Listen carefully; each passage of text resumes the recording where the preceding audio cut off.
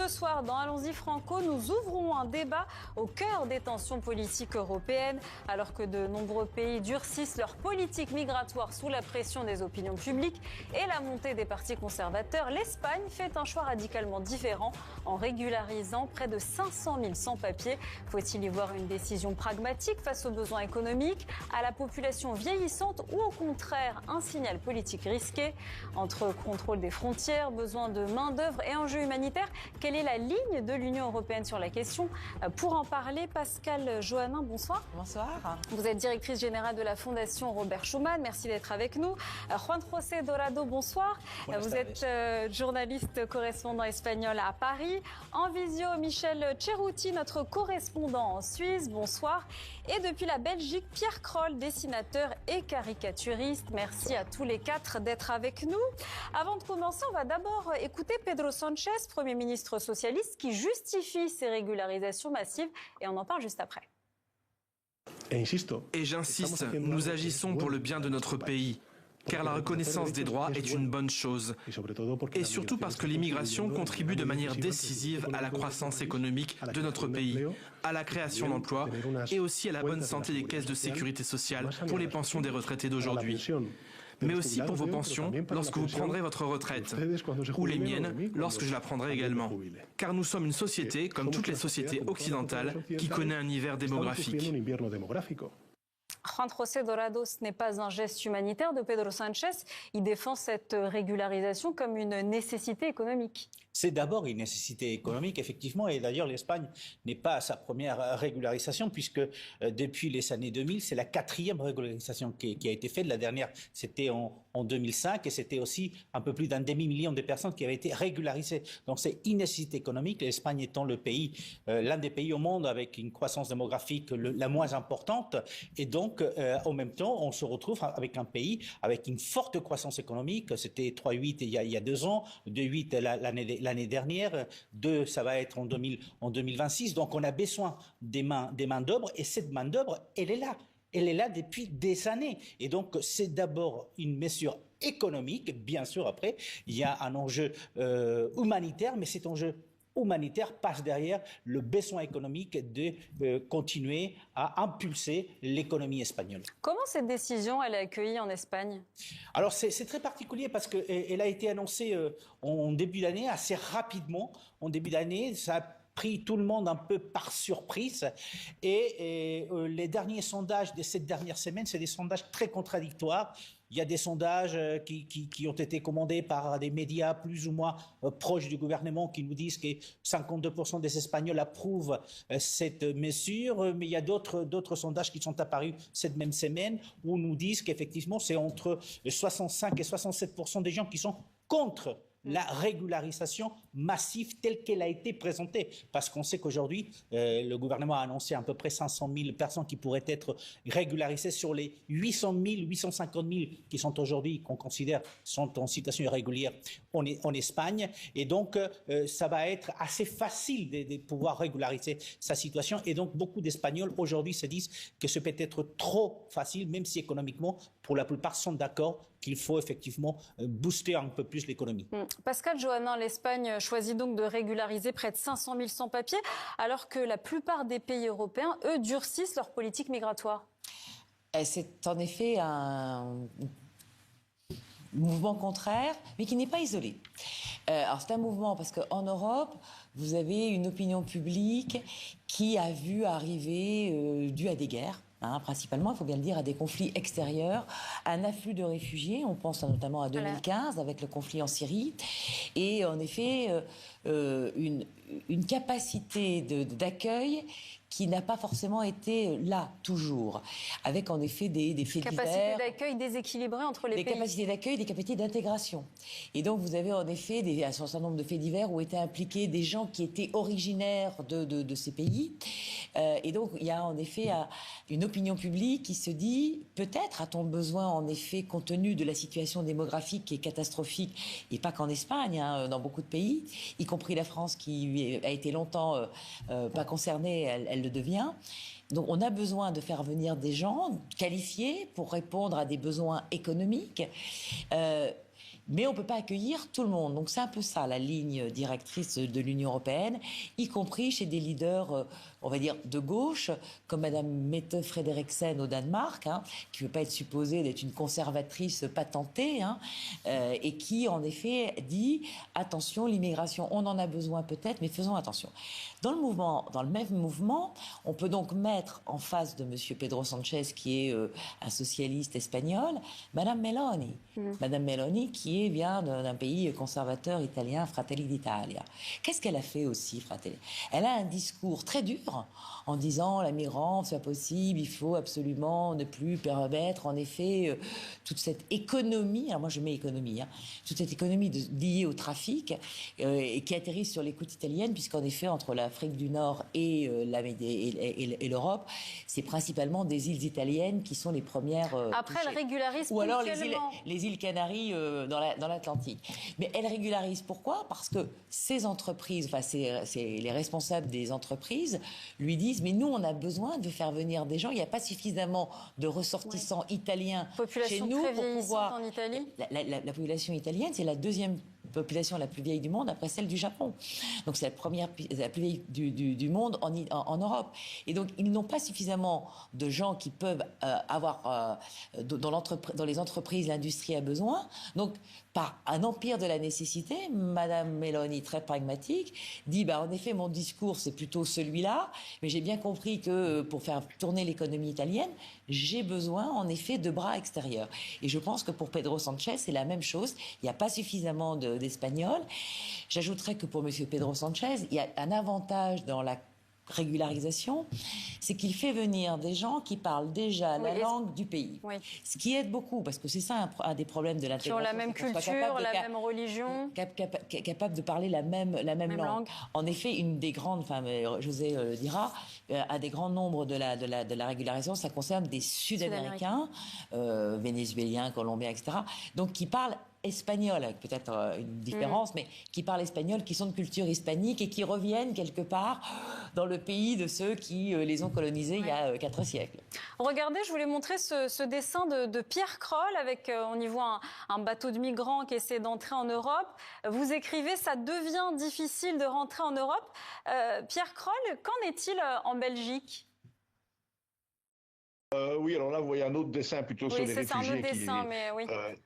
Situation plus triste. Mais écoutez, en Belgique, on est vraiment un des pays qui est un exemple de ce que vous avez cité, c'est-à-dire le contraire de l'Espagne. On fait juste le contraire. En Belgique, la dernière régularisation de masse date de 2009.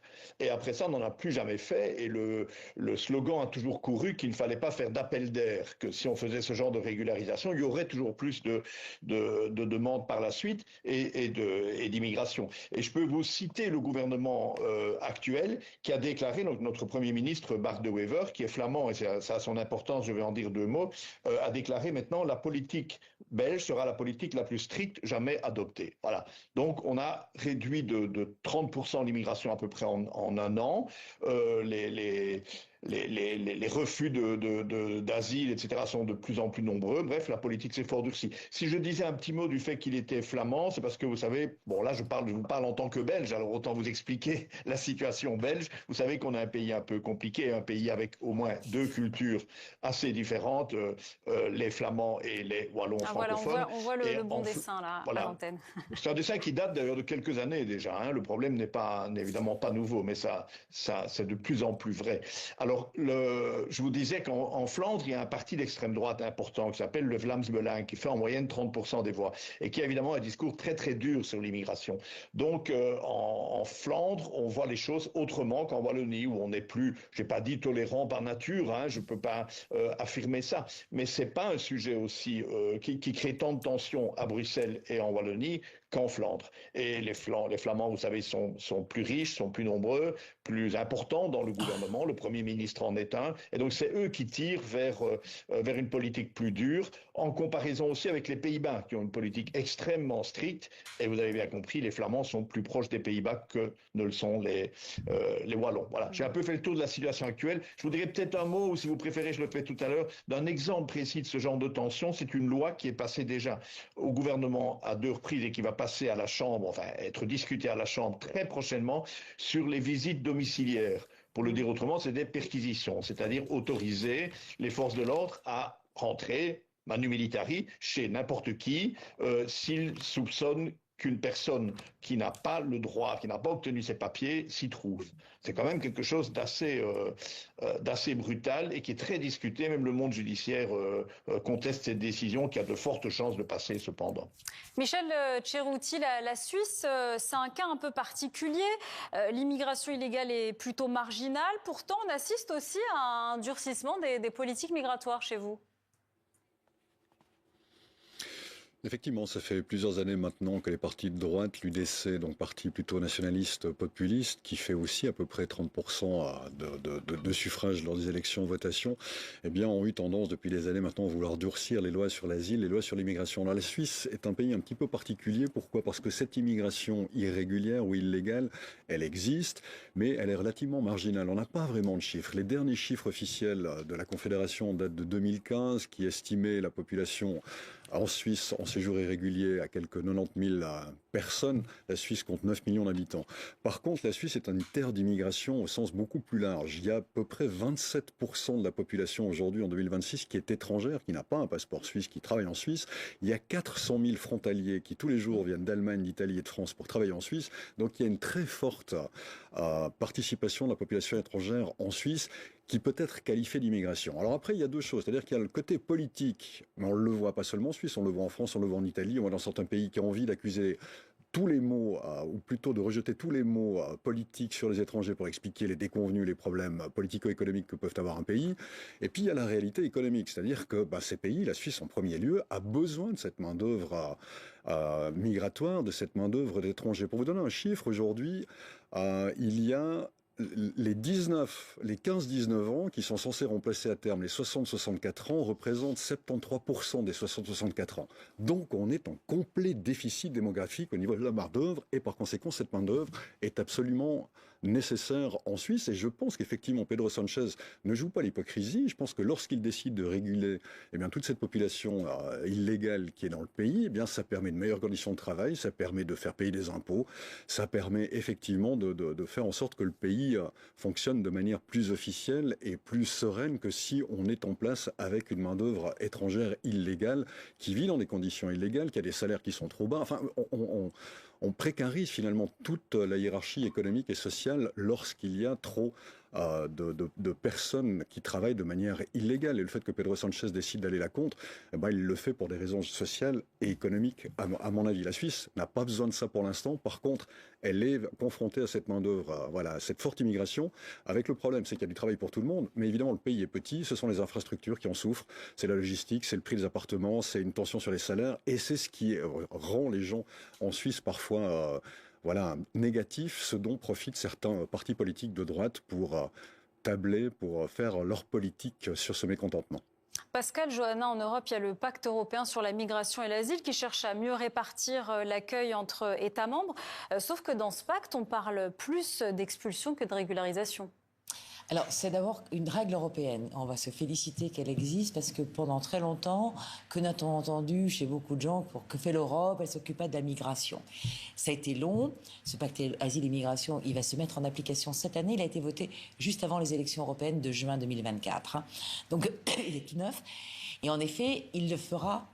Il fait la part il faut que l'Europe chiffre ce dont elle a besoin, qu'il y ait en effet des choses qui soient faites pour accueillir dans de bonnes conditions les gens dont on a besoin compte tenu de ce déficit démographique qui est commun à tous les pays, mais qu'on ne puisse pas accueillir des gens dont en effet on ne pourra pas les accueillir dans de bonnes conditions, avec peut-être des métiers qui sont en tension, peut-être des secteurs d'activité, et qu'en effet on regarde bien qui rentre, parce qu'aujourd'hui on sait que dans les grands mouvements, il y a des gens qui utilisent un petit peu des artifices en se disant je viens de tel pays pour essayer d'avoir l'asile alors qu'ils ne le sont pas, ressortissants de ce pays. Il y a des pays, il y a des gens qui tentent une autre, peut-être, ils ont raison de chanter leur chance ailleurs, mais ils sont de pays où, s'ils restent chez eux, ils ne sont pas, en effet, ils ne risquent pas leur vie, ils ne sont pas emprisonnés, ils ne sont pas, donc on appelle ça les pays dits sûrs, et donc il faut en effet, et puis il faut que tout ça soit en effet acceptable, j'allais dire, il y a un niveau d'acceptation, c'est que si en effet la population ou l'opinion publique estime qu'en effet on a accueilli des migrants, mais que ces migrants ne sont pas intégrés et qu'ils ne travaillent pas, qu'ils n'ont pas de ressources et ils sont donc à la charge de la société, ça devient négatif. Est-ce que ce pacte, c'est un outil efficace? Alors, il va être mis en application, donc l'efficacité, ça va être les premières applications vont être en juin, donc oui, et puis ce pacte ne règle pas tout. C'est pour ça qu'on a parlé, ou peut-être on va parler de ces fameux retours, puisque la directive retour, elle n'était pas incluse dans le pacte. C'est-à-dire des gens qui sont déjà là, mais dont on ne peut pas les accepter parce que ou ils n'ont pas de compétences professionnelles, ou ils n'ont pas en effet de papier, ou ils viennent de pays où ils pourraient retourner chez eux, etc. Et donc là, en effet, c'est un autre mouvement. Mais au moins, c'est fait au niveau européen, pas chacun dans son coin. Parce qu'on est tous confrontés en Europe à des gens qui rentrent, par exemple, en Italie, mais qui ne restent pas en Italie, qui vont aller en Allemagne. Et vous avez quand même ce cas de figure, j'insiste, parce qu'ils ont quitté l'Union européenne. Les Britanniques, il y a plusieurs pays qui viennent en Espagne, enfin aux Canaries, ou qui arrivent à Lampedusa, etc., mais qui veulent aller au nord et qui veulent aller en Grande-Bretagne. Ouais. La Grande-Bretagne n'est plus membre de l'Union européenne. Donc ce n'est pas qu'un problème de l'Union européenne, c'est un problème de pays riches, de pays où il y a une démographie qui est moindre, où il faut en effet adapter une migration qui soit une migration qualifiée de travail, mais qu'en effet on ne peut pas faire en sorte que tous les gens qui veulent venir puissent être acceptés. Il faut les faire au cas par cas.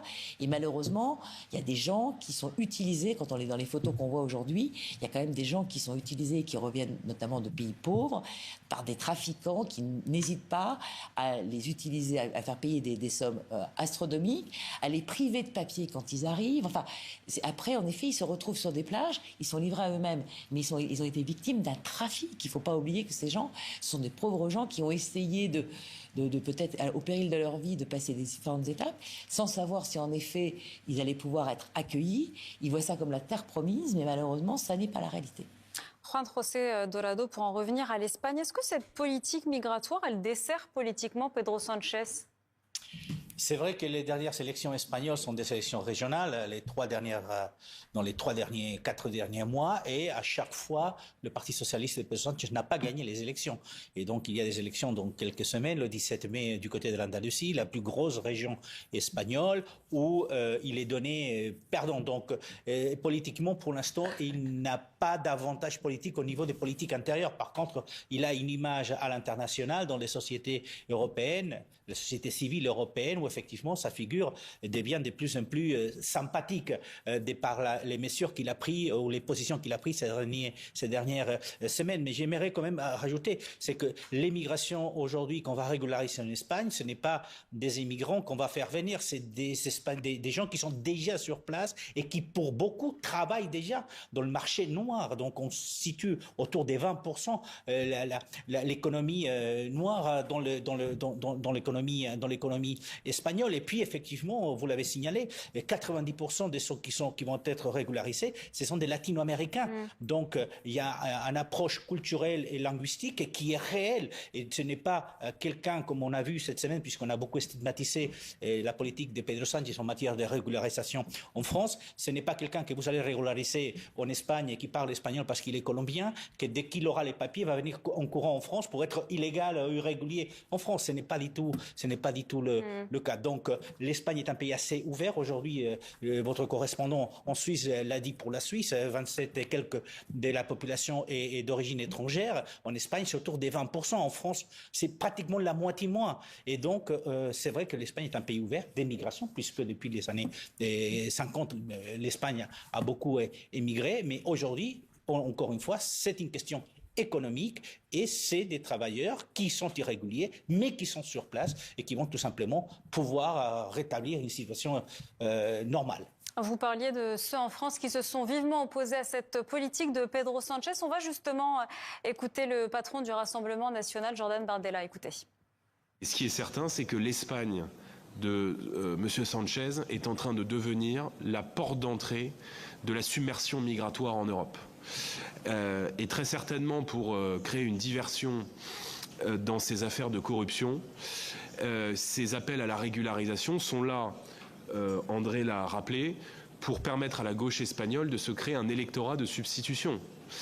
Sauf que ça a des conséquences qui sont considérables pour les grands équilibres de la société espagnole, mais aussi pour tous les voisins des pays frontaliers de l'Espagne.